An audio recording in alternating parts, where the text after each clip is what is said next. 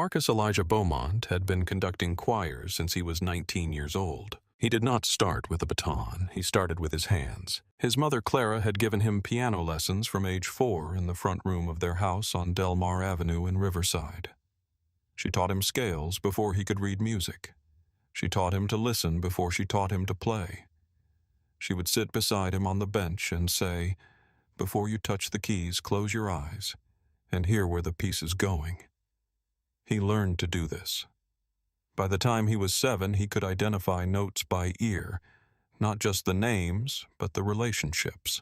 Not just middle C, but the space between C and E, and what that space asked you to do next. By the time he was 12, he was playing the opening hymn at Riverside Baptist every other Sunday, while Clara rested her hands. His father, Earl, drove a postal route for 33 years. He left the house at 5:45 every morning. He came home at 4:30 every afternoon. He changed out of his uniform in the upstairs bathroom. He came down and sat at the kitchen table for 20 minutes. He did not speak during those 20 minutes. He was transitioning. That was the word he used when Marcus asked him about it at age 10. He said, "I am transitioning from the root to the house." You have to give yourself time to cross from one world to the other. Earl never missed a choir performance. Not once in 40 years. He would sit in the third row on the aisle and he would not applaud. He would nod. Not a quick nod. A slow, deliberate one. The kind that meant, "I see what you have done and it is exactly what it should be." When Marcus was 12 and played his first full service, Earl sat in that pew and nodded for 4 minutes after the last note. Marcus saw it from the organ bench. He understood what it meant. Clara Beaumont had studied at the Hartwell Conservatory for 2 years before she met Earl. She had wanted to teach at the university level. She had the skill for it. She had been told in her second year by a professor whose name she never repeated that the program did not have a position for someone like her at the moment. She knew what that meant. She left. She taught piano in the front room on Delmar Avenue instead. She gave 41 students lessons over 22 years. She charged what they could pay. 4 of them paid nothing. She charged them nothing and did not mention it. She kept a notebook with every student's name, what they were learning, what they were struggling with, and when they stopped coming. When Marcus was home from college, she showed him the notebook. She said, "You see, each one is different. The scales are the same, but what they hear in the scales is completely different. Your job is to find out what each person hears." When she died in 2011, the notebook had 412 entries. Marcus found it in the piano bench under a stack of sheet music she had annotated in blue pen. He still has the notebook. It is on the shelf above his desk next to his own. Marcus graduated from Jefferson High School in 1985 with a choir scholarship to Hartwell College. He studied music education. He studied voice. He studied conducting under Dr. Raymond Chu, who had trained under a student of Leonard Bernstein and who ran every conducting seminar the same way he would stand at the front of the room, raise his hands, and say nothing. He waited until the room was completely silent. Then he said that silence is where the music lives. Your job as a conductor is not to fill the silence. Your job is to create the conditions in which the silence and the sound can coexist. If you fill every space, you have made noise. If you shape the spaces between the sounds, you have made music. Marcus wrote that in his notebook. He still has that notebook. It is next to Clara's on the same shelf. He was not the most technically gifted student in the program. There were 2 others who had better theoretical knowledge and faster sight reading. Dr. Chu told Marcus in his 3rd year, "You have something they do not have." He said you listen differently. He said most conductors listen to what is happening. You listen for what is about to happen. That is a different skill. That is the harder skill. Protect it. Marcus came back to Riverside in 1989. He was 23 years old. He had been offered a position in the city music department administering youth programs. He turned it down. He came home. His mother was still teaching in the front room. His father was still driving the route. The choir at Riverside Baptist had lost its director the previous spring and had been led by rotating volunteers for 11 months. Reverend Calvin Moore asked Marcus if he would take a look. He attended a Sunday rehearsal. There were 11 people in the choir loft. 3 were reading from the wrong page. 1 was not singing. The tempo shifted twice in the same piece. Nobody mentioned it. He said yes. The first year was difficult. He had 11 singers in January. He had 9 in February. 2 left because he had moved rehearsal from Sunday morning to Wednesday evening. They told him Wednesday did not work. He said, "I understand." He did not move the rehearsal. He understood that the work he needed to do required a different kind of time. Sunday morning rehearsal produced Sunday morning singing. He needed the kind of singing you built over years. That required weekday work. He needed people who understood that. By April, he had 14. By summer, he had added the warm-up sequence, 5 minutes of breath work, 4 minutes of scale exercises, 1 minute of silence. The silence was mandatory. He told them in June the silence is not rest. The silence is preparation. You are preparing for what comes after. 3 of them thought he was strange. 2 of those 3 left that fall. The third one stayed and became his lead tenor for 11 years. By November, he had 22 singers and the choir had a sound. Not a great sound yet, but a sound that had an identity. You could hear what it was trying to be. By the end of year 2, there were 31 singers and families were driving from 2 neighborhoods away to attend the Sunday service for the music specifically. Reverend Moore did not comment on this publicly. He commented on it privately to Earl Beaumont after a November service. He said, "I think your son is going to be here for a long time." Earl sat in the 3rd row. He nodded. Marcus started the Jefferson Middle School chorus program in 1994. He had been running the church choir for 5 years. He had been approached twice about going back to the city music department. He had declined twice. He went to Jefferson Middle School instead. Principal Helen O.C. had been there for 4 years. She was organized, direct, and economical with praise. She told Marcus in their first meeting, "I will give you 1 classroom and 2 afternoons per week. I will not interfere with what you teach. I will interfere if you do not show up." He said, "I will show up." She said, "I know. I looked at your church program." 12 students signed up for the first session. He ran it the same way he ran the church choir. Breath work, scales, 1 minute of silence. By the 3rd session, 2 of the 12 had quit. By the 4th session, 4 new students had joined. That pattern held every semester for 29 years. The ones who stayed, stayed. The ones who left sometimes came back. He never asked why they left. He never made them explain when they returned. He said the music is here whenever you are ready for it. By the end of year 2, the Jefferson chorus had 30 students. By year 5, there was a waiting list. He kept the roster at 34. He had tried 38 once and said afterward, 34 is the number. He did not explain the reasoning to anyone. He did not need to. The sound at 34 was different from the sound at 38. He heard the difference. That was sufficient. In 1997, a 7th grader named Jerome Cole became his first Jefferson student to receive a music scholarship to a conservatory. Marcus called his parents the same evening the offer was announced. He said he earned this.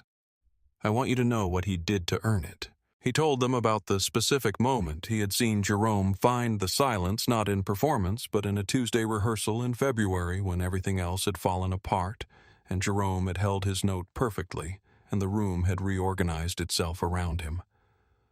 Jerome's father was quiet for a long time. Then he said he never told us about that day. Marcus said he may not have known that he was doing it. Some of the most important things we do before we know we are doing them. In 2019, a woman named Janice Walker died of pancreatic cancer. She was 41 years old. She had been a student in Marcus's 3rd year of the Jefferson Chorus. He had written in his notebook after her first rehearsal, "Janice Warren voice, like water over stone." Not because the sound was smooth. because it had direction and force and patience all at the same time. It moved where it was going, and it did not stop. She had married in 2003 and become Janice Walker. She had 2 daughters. Destiny, the older, was 7 when her mother died. The younger, Amara, was 4. Destiny Walker joined the Jefferson Chorus at age 8, 1 year after her mother died. Marcus had not recruited her. She had come on her own with her grandmother, Patricia Walker, who had dropped her at the door and said she wants to try. He had said all right. She sat in the back row for the first 3 sessions. She listened. She joined on some phrases and not others. On the 4th session, she sang through a full piece without dropping out once. Her voice was her mother's voice. Not a copy. The same source. The same quality, clear and carrying and precise in a way that sounded easy, but was not. It was not easy. He had watched Janice Warren work for it across 4 years at Jefferson. He knew what it cost. He did not tell Destiny what he heard. He waited. He waited until session 9. Then he stopped the warm-up after the 2nd phrase and said her name. She said, "Yes, sir."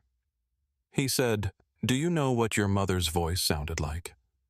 She did not answer immediately. She looked at her hands in her lap. She said, "I remember it." He said, "Yours sounds like that." She looked up. He moved on to the warm-up and did not say anything further. He did not need to say anything further. She had heard what she needed to hear. Now she knew what she was building toward. By year 3 of her time in the chorus, Destiny was his lead soprano.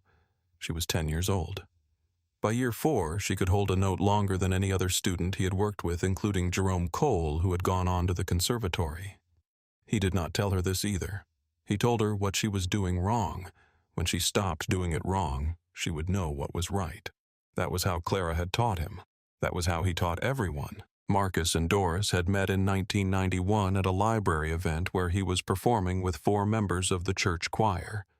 She was the events coordinator at the Riverside Public Library. She had organized the chairs incorrectly, too many rows facing the wrong direction, and had to move 6 rows 10 minutes before the performance. Marcus had seen her struggling and gone over without being asked. He had moved 3 rows in 4 minutes. She had moved 3 rows in 5 minutes. They had finished together with 2 minutes to spare. She had said thank you. He had said the music works better when the chairs face the right way. She had laughed. It was an exact laugh, sharp and brief and genuine. He recognized it as the laugh of someone who was paying attention. They were married in 1994. Aaron was born in 1997. Imani in 2000. Aaron played trumpet through high school. He studied business in Atlanta. He still plays on Sunday mornings in his apartment. He has told Marcus this. Marcus has told him that is the most important practice. The practice no one sees. Imani was in the chorus at Jefferson through age 15. She decided at 15 that she preferred chemistry and biology. She is in her 2nd year of nursing school. She still knows every warm-up sequence by heart. If you sit near her in a quiet room and she is nervous, she will begin to hum the first phrase. She does not always notice she is doing it. It steadies her. That is what it was designed to do. Marcus and Doris live on Caldwell Street. The house is blue with white trim. There is a piano in the living room. It was Clara's. Marcus moved it from Delmar Avenue after she died in 2011. It took 4 men and 2 hours because the stairs in the Caldwell house turn at a difficult angle. He plays it every morning for 20 minutes before he leaves the house. Not for practice. For the same reason Earl transitioned for 20 minutes at the kitchen table, to cross from one world into the other, to make himself ready. He has done this for 13 years. He will do it tomorrow. He will do it after any morning in which anything happens. The piano does not care what happened. The piano is ready. He has to be ready for the piano. That is the discipline. The spring concert at Riverside Park had been running for 20 years. Marcus had proposed it in 2004 after the church basement flooded, and 2 consecutive rehearsals had been held in the parking lot. On the second parking lot rehearsal, he had looked at the space. He had looked at the families sitting in folding chairs in the June evening. He had looked at the choir standing on the flat asphalt in the warm air. He had thought this is better, not as a complaint about the basement, as an observation. Something worked outdoors that did not work inside. The sound went somewhere. It moved. He went to the city parks department the following week. He brought a letter from Reverend Moore, a letter from Principal Osei, a roster of participating choir members and Jefferson students, and a check for the permit fee. He brought a map of the bandshell area with the service road marked and the proposed equipment setup labeled. He had drawn the map himself the night before. The clerk at the Parks Department was a woman named Beverly Strand, who had been processing event permits for 9 years. She looked at his application. She looked at the map. She said, "Have you run an event like this before?" He said this would be the first time at this location. She looked at his documentation. She said, "You have everything." He said, "I tried to be thorough." She processed the application in 11 minutes. The permit was issued that day. Permit number PK-2004-0317. He has renewed it every year since. He has never been late on the renewal. He has never missed a payment. He has the permit number memorized. He has a copy in his filing cabinet at home on Caldwell Street. He has a copy in the glove compartment of the church van. He carries a copy in the event folder he brings to every setup. Section 3, Paragraph 2. Permit holder may use the designated service road for loading and unloading during event setup beginning at 7 a.m. and continuing through event conclusion. He could recite it from memory. He has not needed to recite it from memory. The permit has been sufficient every year. It has been sufficient every year until the 20th year. The 20th annual spring concert was scheduled for the 3rd Saturday of May. He had been planning it since the previous November.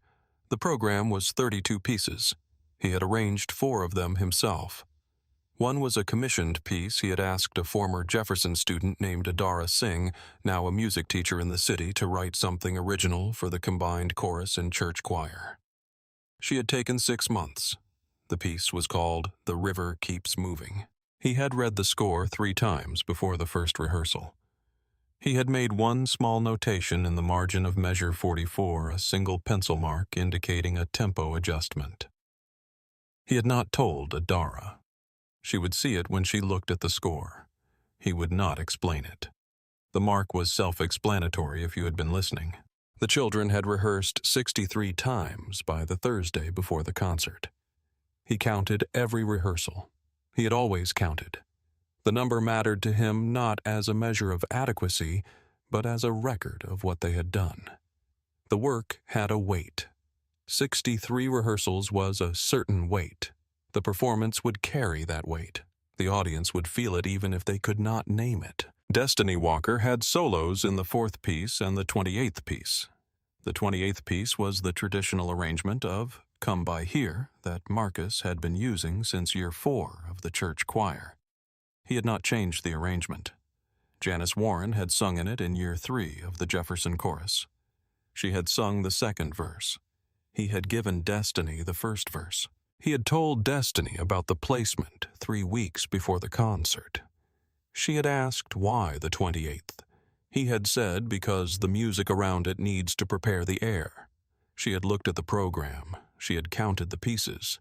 She said that's a lot of preparation. He said yes. She was quiet for a moment. Then she said she used to hum it when she was cooking. He said, "I know." She said, "How do you know?" He said, "She told me." At the end of one rehearsal in her 3rd year, she had stayed behind and said, "Mr. Beaumont, that one." She had hummed 4 bars of it. She had said, "I hum this in the kitchen when I am worried about something." She said, "It steadies me." He had written it in his notebook. Destiny looked at him for a long time. Then she said, "Can I ask you something?" He said yes. She said, "Does it get easier?" He said what? She said singing the things she loved. He looked at her. He said it does not get easier. It gets clearer. You understand more completely what it means. She said, "Is that better than easier?" He said yes. She did not respond. She went back to the warm-up. He picked up his pen. The Saturday of the concert, Marcus left his house on Caldwell Street at 7:45 in the morning. The concert was at 3 in the afternoon. He always arrived early. He had driven the church van the previous evening to load the equipment, the sound system, the cables, the music stands, the choir chairs, the banner, the printed programs. 312 programs. He had printed them himself on Thursday. He had checked the print quality on the first 10 before running the full batch. He arrived at the Riverside Park bandshell at 8:17. The park was quiet. A few joggers on the path that ran along the east side of the park. 2 dog walkers near the oak trees at the north entrance. The bandshell was empty. The grass around the performance area had been cut recently. He could smell it. He parked the van at the curb on the service road along the east side of the bandshell. He had parked in this exact spot for 20 years. He opened the back of the van and began unloading. He had 4 of the 8 equipment cases on the grass beside the bandshell when the patrol car stopped. Officer Kraft was 29 years old. He had been on the force for 8 months. He had been assigned to the Riverside Park District 6 weeks before. He had not been in this district during any previous spring concert. He did not know about the spring concert. He had not looked it up. He had received his district briefing from the previous officer who had mentioned the park events calendar in general terms. He had not asked which events were on the calendar. He got out of the car and walked toward Marcus. He said, "Sir, you cannot park here." Marcus set down the equipment case he was holding. He set it down carefully. He said, "Good morning. I have a permit for this event. I have been using this service road for setup for 20 years. Officer Kraft said this road is restricted to authorized vehicles. Marcus said, my vehicle is authorized. The permit specifies use of the service road for loading and unloading. Kraft said, what permit? Marcus walked to the passenger side of the van. He opened the glove compartment. He took out the event folder. He opened the folder and removed the permit. He handed it to Officer Kraft. Kraft looked at the permit. He held it. He looked at the front. He looked at the back. He handed it back. He said, this doesn't cover the service road. Marcus said, Section 3, Paragraph 2. Permit holder may use the designated service road for loading and unloading during event setup beginning at 7 a.m. He opened the permit to the relevant section. He held it up and pointed to the paragraph. Officer Kraft did not look at where he was pointing. He said, I have received a complaint about a vehicle on this road. Marcus said about this vehicle. He said about a vehicle. Marcus said, I arrived at 8:17. What time was the complaint received? Kraft did not answer. He said, Sir, I need you to move your vehicle. Marcus said, I understand you are doing your job. I am asking you to read Section 3. The permit is valid. The event begins at 3 o'clock this afternoon. The service road access is authorized until event conclusion. I'm going to continue setting up. He picked up the next equipment case. Kraft stepped in front of him. He was not touching Marcus. He was in front of him. He said, put the case down. Marcus set the case down. He stood straight. He said, I have a permit. I have the Parks Department contact information on the permit. You can call them. The permit is valid. Kraft said, if you don't move the vehicle, I will have it towed. Marcus said, if you tow a permitted vehicle from an authorized location, you will have to explain that to your supervisor and to the Parks Department. I am not moving the vehicle. Kraft said, I'm calling for backup. He stepped back toward his car. Marcus stood beside the van. He did not move the vehicle. He did not move himself. He put his hands at his sides. He breathed. He had been in this architecture before. Not here, not about this, not in this park, but the structure was the same. A man with authority choosing not to read what was in front of him. The document had always said the same thing. The situation had always been the same situation. The document had never been the problem.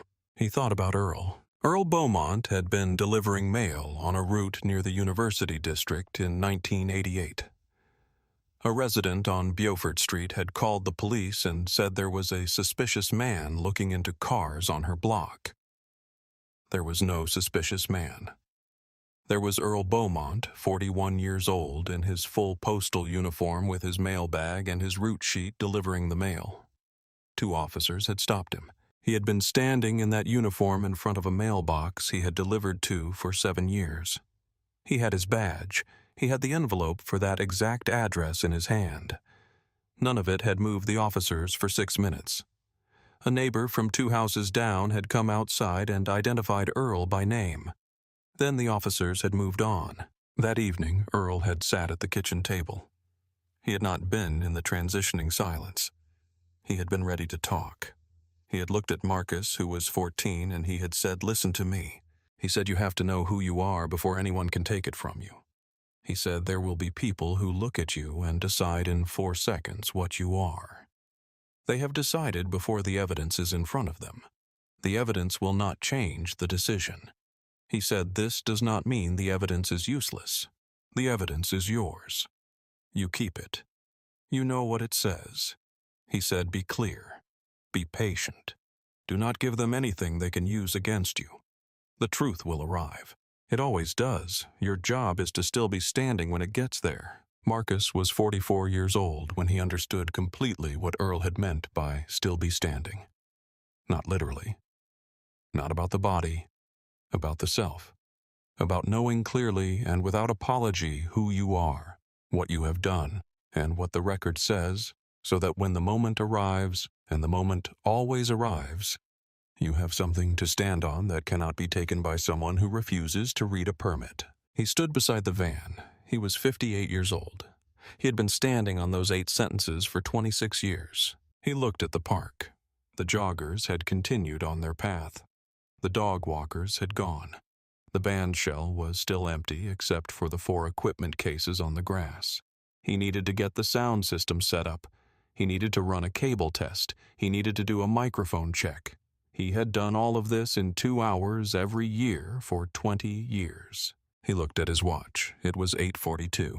Families had begun to arrive. Not for the concert. The concert was hours away. But some parents came early on concert mornings because they had learned over the years that Marcus began setup at 8, and that extra hands made the work faster. And some children came because they wanted to see the bandshell before it was full.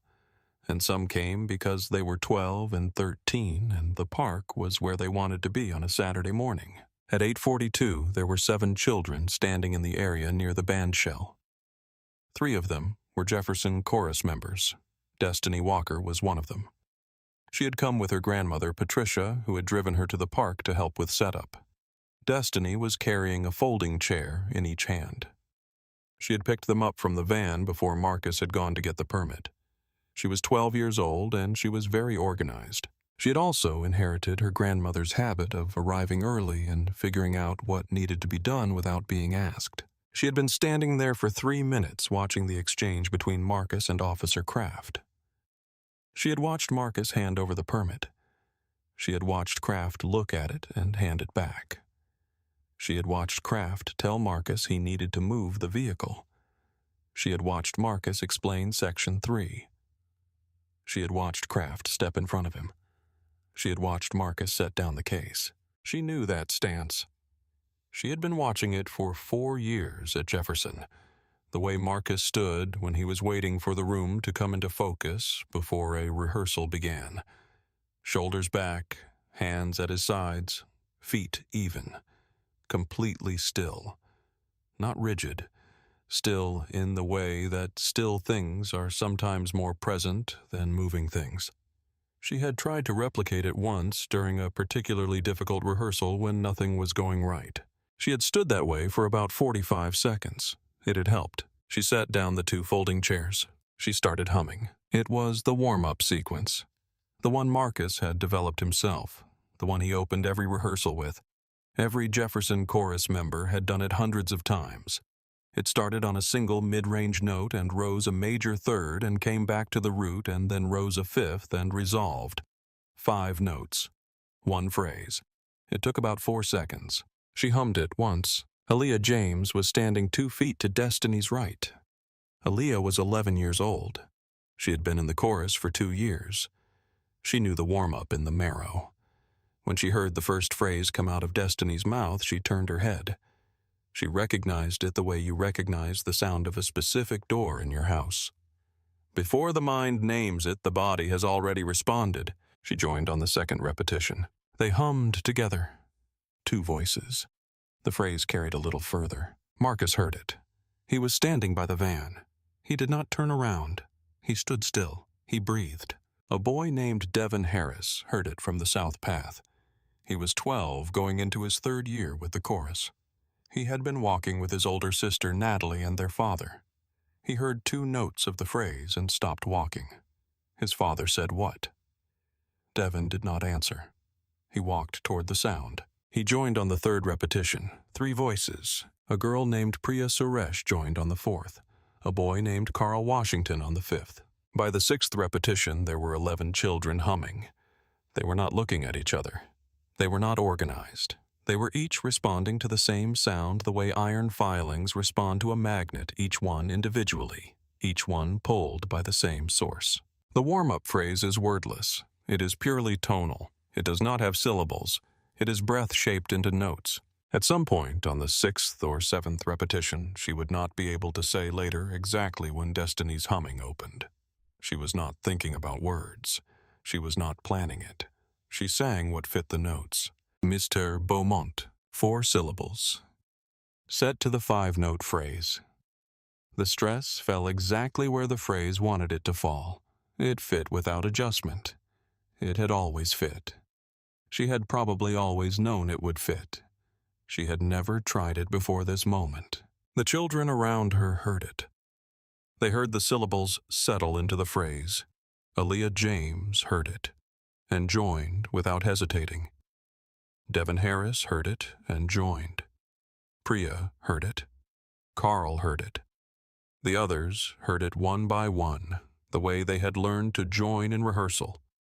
Listening first, orienting, then adding the voice. Mr. Beaumont, Mr. Beaumont, over and over.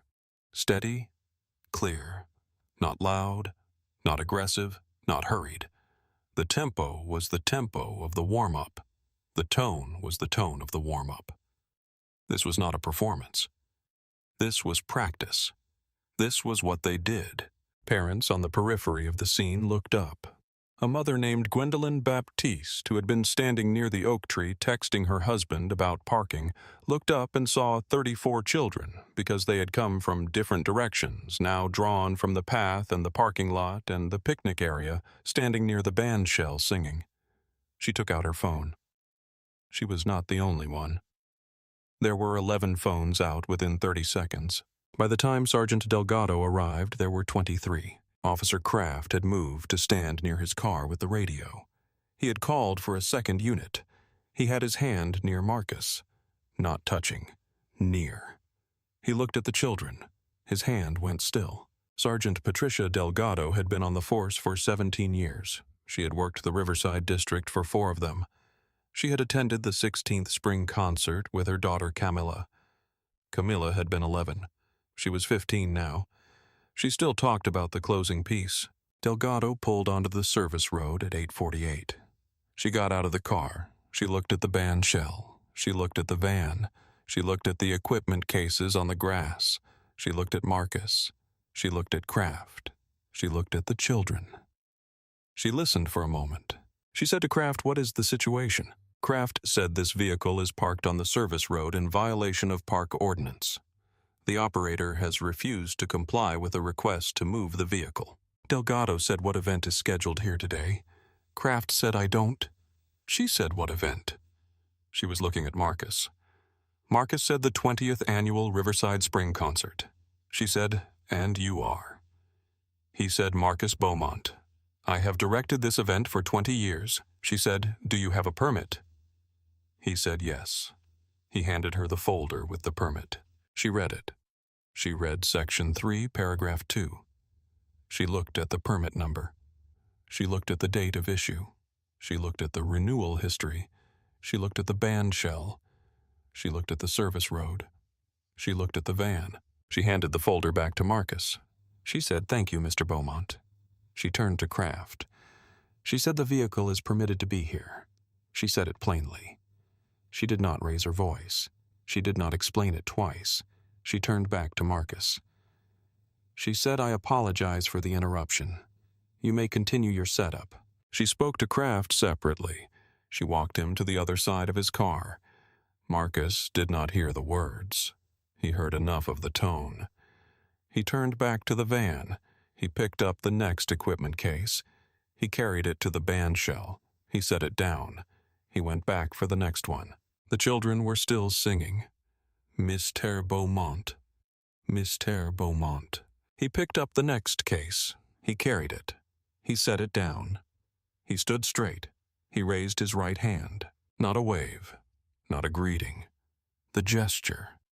The one they had seen 300 times. The one he used at the start of every rehearsal. The one that meant, "I hear you. We are ready. Let us begin." He held the gesture for 3 seconds. They completed the phrase together.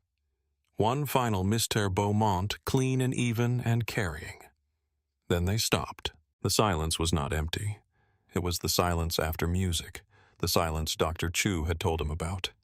The silence where the music lives when the sound is finished. For a moment, nobody moved. Then Destiny Walker laughed. A sudden bright sound. And then all of them were laughing. And then her grandmother Patricia was saying, all right, the stands are not going to set themselves." And the children were dispersing toward the work. Marcus stood at the bandshell for another moment. He breathed. He looked at the park. The sky was clear. The air smelled like cut grass and morning. In 7 hours, there would be 400 people in this space. In 7 hours, Destiny Walker would stand at the front microphone for the 28th piece and open her voice into the air over this bandshell the same way her mother's voice had moved through the church basement and the Jefferson classroom for 4 years before she knew what it was building toward. He picked up the cable case. He began to work. Sergeant Delgado filed her report at 11:55 that morning. She documented the stop, the permit, the outcome. She noted that Kraft had called for backup without first reviewing the permit documentation. She noted that the complaint Kraft had cited could not be traced, no caller identification had been logged in the dispatch record. She noted that this was not the first time a contact initiated by Kraft had produced documentation problems. There had been 2 prior incidents in his 8 months at the precinct. Both had been reviewed at the supervisory level. Neither had resulted in formal action.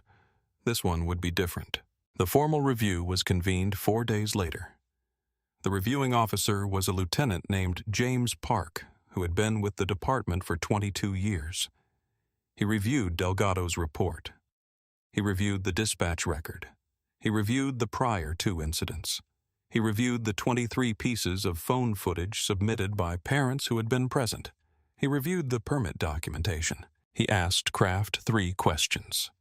The first question, did you read the permit before returning it to Mr. Beaumont? Kraft said, I reviewed it. Park said, Section 3, Paragraph 2. What does it say? Kraft was quiet. Park said it says, permit holder may use the designated service road for loading and unloading during event setup beginning at 7 a.m. He said Mr. Beaumont was on that service road at 8:17. He said, what was your basis for asking him to move? Kraft said, I received a complaint. Park said, from whom? Kraft said, from a resident. Park said, which resident? Kraft was quiet. Park said a complaint that cannot be sourced is not a basis for instructing a permitted event organizer to vacate an authorized space. The second question, when Mr. Beaumont pointed to Section 3 of the permit, why did you not look at it? Kraft did not answer. The third question, at any point between receiving the complaint and calling for backup, did you verify the permit? Kraft said, I looked at it. Park said, you have testified that you looked at the front of the document and the back. Section 3 is on the front. The paragraph in question is the second paragraph of Section 3. It is approximately 130 words from the top of the document. Did you read it? Kraft did not answer. The review concluded in 9 days. Kraft received a formal written reprimand. He was required to complete 8 hours of supplemental training in event protocol and permit verification procedures. He was removed from the Riverside Park District assignment for 60 days. The Parks Department Director, Constance Harris, sent Marcus a letter on the Tuesday following the review. She said, "We have reviewed the situation at the Riverside Park bandshell on the morning of May the 17th. We want to express our full support for the continuation of the Riverside Spring Concert program. Your permit has been renewed for the next 3 years without fee effective immediately." The service road designation has been formally updated in the Parks Department event documentation to list the spring concert as a recurring permitted event with pre-authorized service road access. She signed the letter herself. She included her direct phone number. Marcus read the letter twice. He put it in the folder with the permit. He put the folder in the filing cabinet on Caldwell Street. 3 weeks later, the city council took up the matter. Gwendolyn Baptiste had submitted a formal written request asking for a council statement on the incident and a policy clarification regarding permitted event organizers. The clerk of the council had forwarded it to the Parks and Public Spaces Committee. The committee had reviewed the permit documentation, the Parks Department letter, and the formal reprimand. The council voted on 2 items. The first was a policy clarification that any officer or city employee who is presented with a valid city-issued permit by an event organizer is required to read the permit before taking any action contrary to the organizer's stated authorization. The vote was 7-1. The dissenting vote was from Councilwoman Lorraine Webb, who said her objection was procedural rather than substantive. She felt the clarification belonged in the Parks Department manual rather than as a council resolution. She noted that she had no objection to the spring concert. The second item was a designation the Riverside Spring Concert would be formally recognized as a city cultural heritage event. The designation came with an annual operating grant. It was not large. It covered the permit fee and the printing costs for 1 year. Marcus read the designation language carefully. He noted that it referenced the concert by its full name, the Riverside Spring Concert at Riverside Park Bandshell, founded 2004, permit number PK-2004-0317. He appreciated that they had included the permit number. The vote for the designation was 8-0. Councilwoman Webb voted yes. Gwendolyn Baptiste called Marcus the evening the vote was announced. She said, "I want you to know Aaliyah was up until 11 o'clock last night practicing the warm-up. She has been doing it every night since the 17th. Marcus said, "I know." She said, "How do you know?" He said she did it perfectly in rehearsal on Thursday. You can hear when someone has been practicing at home. The sound is slightly different. It's lived in. Gwendolyn was quiet for a moment. She said, "I'm going to steal that phrase." He said, "It's yours." The video she had posted that evening reached 14,000 views by the following morning. She had captioned it, "This is what 30 years looks like." She had not planned the caption. She had typed it in 30 seconds, standing in the parking lot. It was simply what she saw. The Tribune ran an article 8 days after the concert. The reporter was Selena Park, who covered education and community affairs. She had seen the video and requested a meeting through Principal Osie's office. Marcus had agreed. They met at the Riverside Public Library on a Thursday morning. Doris brought them both tea and went back to the children's section. This was a form of support that required no explanation between them. She was not avoiding the conversation. She was giving him the room. 29 years of marriage had produced a very clear understanding of which rooms needed to be given. Selena Park asked about the morning of the 17th. She asked about the permit. She asked about Kraft. She asked about the children. She asked about the warm-up sequence. She said, "Can you explain it? Where it came from?" He said, "I developed it in my second year at Hartwell. My conducting professor told me that the silence is where the music lives. He said, your job is not to fill the silence, but to create conditions in which silence and sound can coexist. I built the warm-up backward from that." You prepare your voice for the silence. You make yourself ready to enter it. Then you go in together," she said, "and the children know it well enough to sing it spontaneously." He said they have been doing it for years, some of them since they were 8 years old. She said, including Destiny Walker. He said Destiny has been doing it for 4 years. She said her mother was in your program. He said 3rd year. Janice Warren. She had a voice that I described at the time as water over stone. She said, "What does that mean?" He said it means it had direction and force and patience. It moved where it was going without hesitation and without stopping. Selena Park stopped writing. She looked at him. Then she wrote it down. The article ran on the front page of the Metro section. It was titled, "The Voice That Carries." It ran 1,400 words and a photograph from the concert, Marcus at the podium, Destiny at the front microphone, the choir behind them, the bandshell at Riverside Park full. The photograph had been taken by Damian Cole, a parent who had photographed every spring concert since year 9. He submitted it without being asked. He said only you should have this one. The article was shared 4,800 times in the first week. Selena Park received 52 emails from readers. She forwarded 3 to Marcus. One was from a music teacher in a school district 300 miles away, who said she had taught for 24 years and had never built what Marcus had built, and she wanted to know how. He wrote back. He told her about the silence. He told her about the warm-up. He told her find out what each student hears in the scales. The scales are the same for everyone. What they hear is completely individual. Your job is to find out what that is. One was from a retired judge who had read the article and the permit documentation and said, "Your father was right."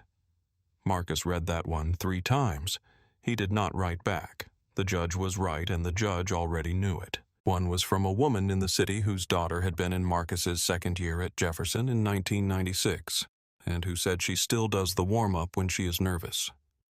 She is 37 years old, and she is a nurse, and she told me last week that when a situation is difficult, she hums those 5 notes, and it steadies her. She says it brings her back to the silence. Marcus read all 3 letters. He put them in the folder. He does not usually put personal correspondence in the event folder. He made an exception. He made the exception because those letters were part of the record of what the 20th Spring Concert had produced. And the record mattered. He had learned that from his father. "The evidence is yours. You keep it. You know what it says." That afternoon, the afternoon of the 20th Spring Concert, 3 o'clock, Riverside Park, Destiny Walker stood at the front microphone for the 28th piece. The first 27 pieces had built the air over the bandshell, not consciously, not as strategy, but Marcus had arranged the program so that by the time piece 28 arrived, the audience had been listening for over an hour, and their ears were open in a different way than they had been at the beginning. The air over the bandshell at 3:54 in the afternoon was different from the air at 3 o'clock. It had been prepared. Destiny stood at the microphone. She was 12 years old. She was wearing the chorus uniform, dark blue top, pressed khakis. Her hair pulled back. She looked at Marcus. He raised his right hand. "The gesture, I hear you. We are ready." She looked at him for 1 second.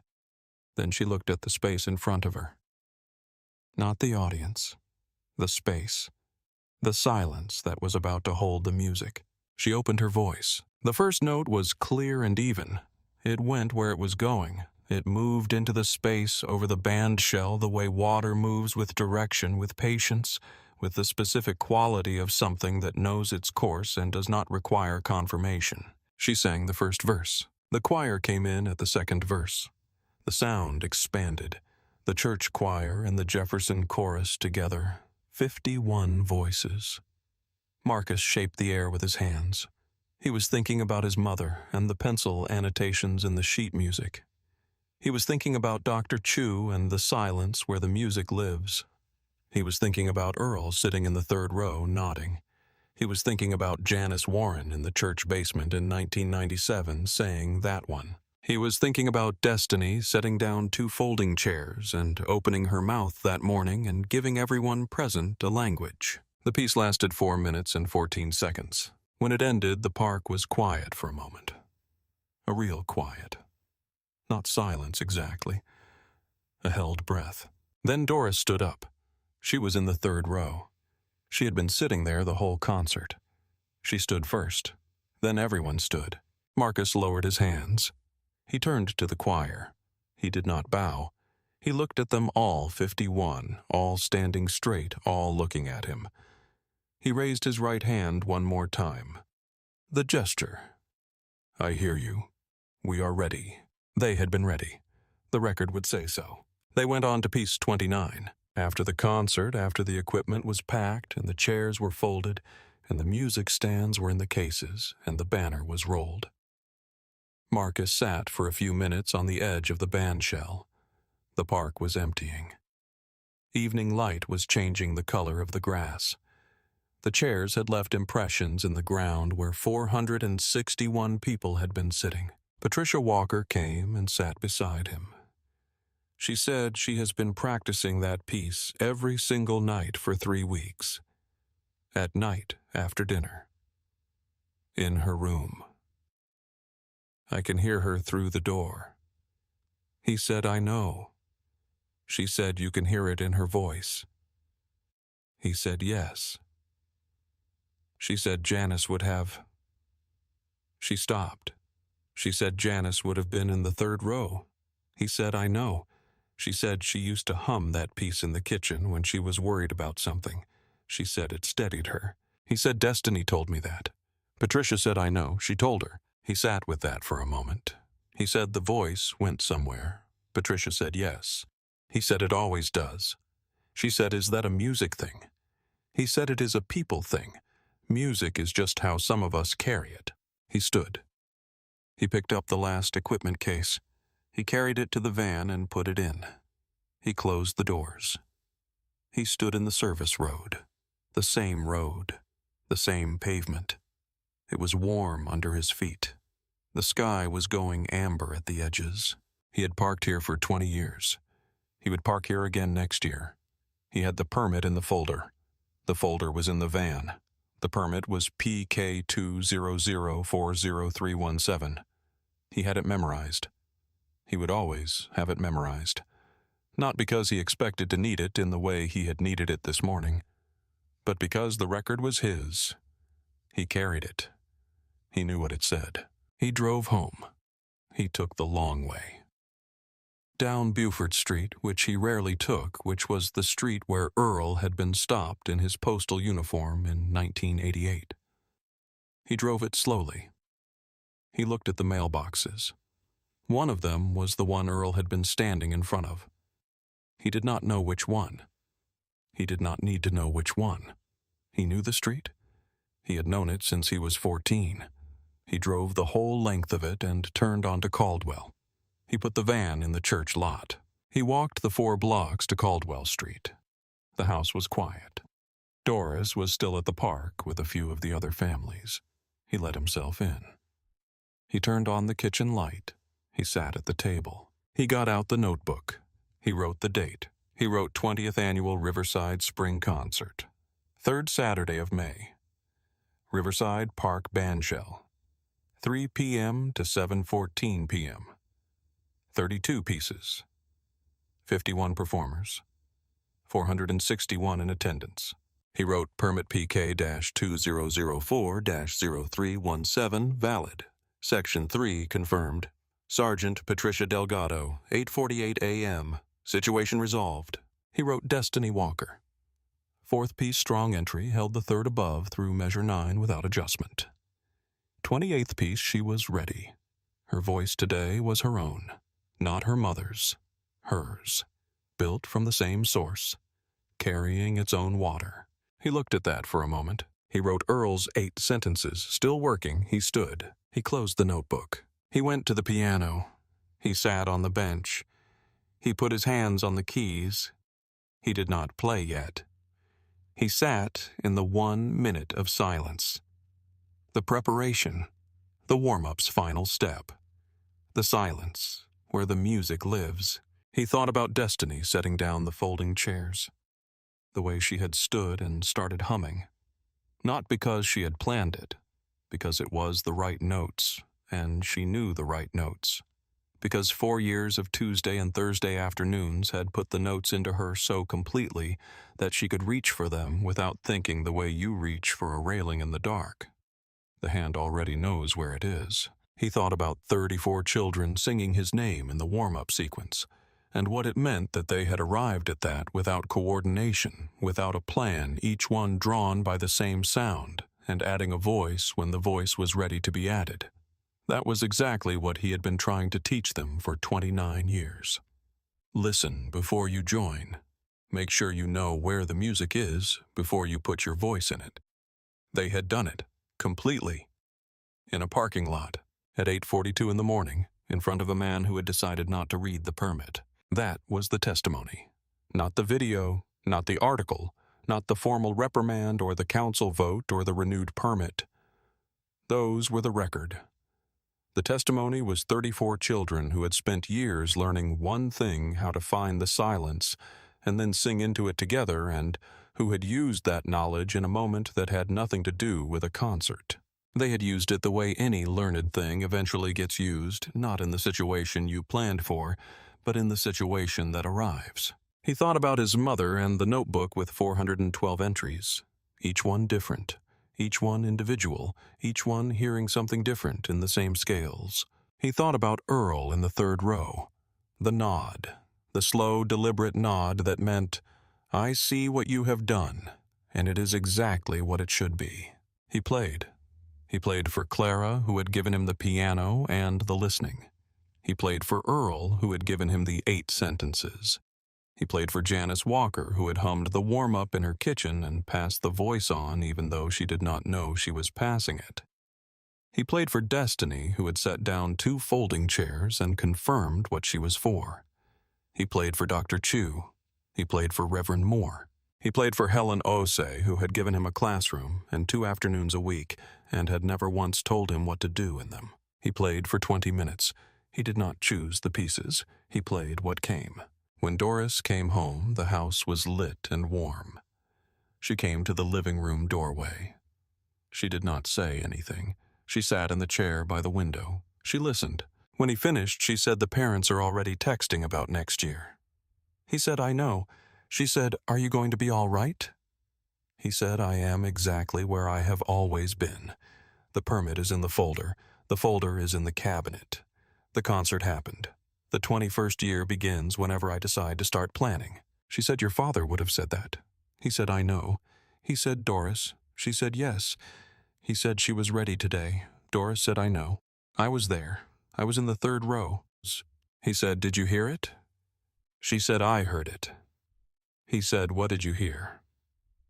She was quiet for a moment. She said, I heard a 12-year-old girl who knows who she is. I heard what you built that into. He nodded, once, slowly, the way Earl had nodded. He played one more piece. For her. She knew which one. He played it all the way through, with the silence built in. The silence where it lives. There is a classroom on the 2nd floor of Jefferson Middle School, 2nd door on the left at the end of the hall. Every Tuesday and Thursday afternoon, 34 students come into that room. They have been coming for 29 years. Not the same students. The program. The students change, and the program continues. Some of those students are the children of students from year 3, or year 7, or year 12. Destiny Walker's mother was in year 3. Destiny is in year 26. They come in. They sit in the folding chairs.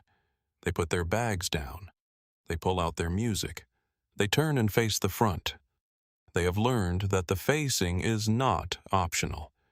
It is the first act of preparation. You face the thing you are about to do. You do not do it sideways. Marcus stands at the front of the room. He raises his right hand, not a wave, not a greeting. The gesture, I hear you, we are ready. They breathe. They go into the 1 minute of silence. Not rest. Preparation. The warm-up's first step. Then 5 notes. A phrase. Wordless. Clear. Carrying. A preparation for sound. A preparation for silence. A preparation for what comes when you are ready. Earl Beaumont drove his postal route for 33 years. He stood in his uniform on Beaufort Street for 6 minutes, while 2 officers decided what to do about the evidence in front of them. He came home. He sat at the kitchen table and transitioned. Then he talked to his son. He said 8 sentences. He said, "The truth will arrive. It always does. Your job is to still be standing when it gets there." Marcus Beaumont was still standing. He was standing at the van at 8:42 on the 3rd Saturday of May. He was standing at the podium at Riverside Park at 3 o'clock that afternoon. He is standing in the classroom on the 2nd floor of Jefferson Middle School every Tuesday and Thursday. He is standing at the piano on Caldwell Street every morning for 20 minutes before the day begins. And 34 students know 5 notes that can find him wherever he is standing. They know what the notes mean. They built the meaning together over years of Tuesday and Thursday afternoons. The meaning is, I hear you. We are ready. And we are not afraid to sing it. Subscribe our channel. We find the record and we tell what it says.